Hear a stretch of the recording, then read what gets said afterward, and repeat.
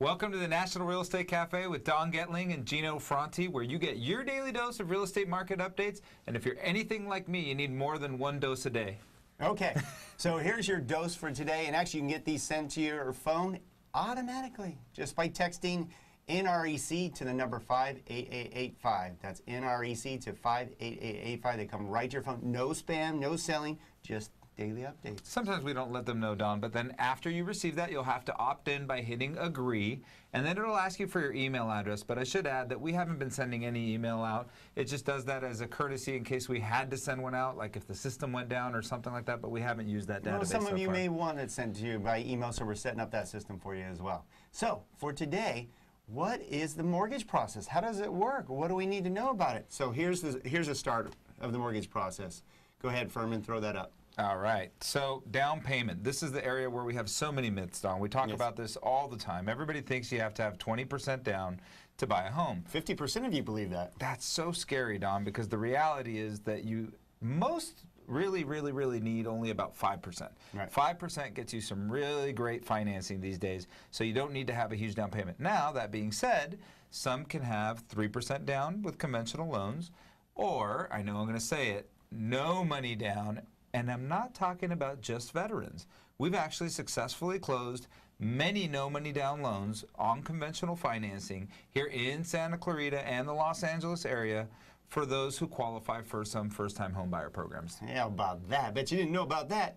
Then, of course, we're going to have to check your income, your credit, and get asset documentation on where the funds are coming from if you are putting a down payment or towards your closing costs. So that's something we have to always check out. Yeah, so be careful with your assets, guys. Don't move money around from this account to that account and pay grandma and borrow from Joey and what's his name? Tommy? Timmy? Your guy that you use for all the bedrooms? Johnny. Oh, Johnny. Yeah. Don't give Johnny his allowance and then get paid back from Susie's thing. Just none of that with the assets, please. Try to keep them clean. Okay, and credit. Very important. A lot of you will juggle around your credit to help basically pay as little as possible. So what you do is you put all your debt into one credit card at the lowest interest rate. The problem is once you go above these three factors, 30% of your total available balance, 50% hits you even harder, 70% you might as well be tapped. Those are the factors that affect your credit score dramatically. Yeah, so one of the things that happens is if you go above that, so you moved all your debt to the 0% card, sounds like a good idea. Instead, what happens is the credit ratings, they view it as if you tapped out that card and you're probably in a little bit of financial difficulty. It lowers your score by as much as 30%, and then it could cost you an eighth, a quarter, or even 3/8% to your interest rate on your home on the largest debt of your life. All right, so let's go to the next screen here. Here's some of the steps to take. All right, so we just talked about checking your current credit history. So again, be careful of that. Be careful also of any collections accounts. Those things need to be cleared up. Yeah, so I recommend Identity Guard, okay? That's the company that I use to monitor my credit. I do recommend credit monitoring. I've been on it now for maybe a year and a half or two. And once a month, I pull my credit, I take a look at it, I make sure there's nothing erroneous on there. If there is, I dispute it. If not, we continue. So it's good to have monitoring to make sure that one of the most important aspects of your life is taken care of. All right, then start gathering up your documentation, which is income documentation. Your current pay stubs, 30 days worth, W-2s, tax returns, all pages.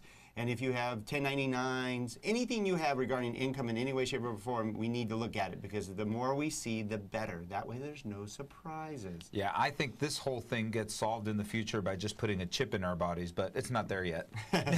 So, and you can help yourself by contacting a professional. Look for a real professional, especially a local professional, because they know your market, they know the real estate agents.